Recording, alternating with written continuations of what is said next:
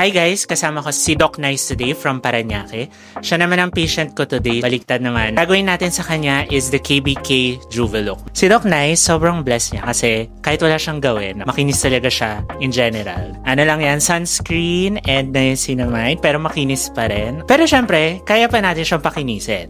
Ang concern ni Doc is... malaki yung pores ko dito. Okay. Tapos may scar pa ako dito. Enlarged pores and acne scars. So perfect match sila ni KBK Juvelook. Kasi grabe talaga yung KBK Juvelook magpa-liit or magpa-glass skin. And then nakaka-target din siya ng acne scars because it's a collagen or biostimulator. So gusto ko mang saktan si Doc. Meron kasi tayong Dermashine Pro. We can deliver the medication painlessly, almost painlessly, without downtime. Kinakabahan ka ba, Doc? No. Pag ginagawa mo to sa patients, nasasaktan ba sila? Hindi naman po. Start na tayo. 1, 2, 3. Sakit? Walang sakit, Dok. Grabe. Wala, diba?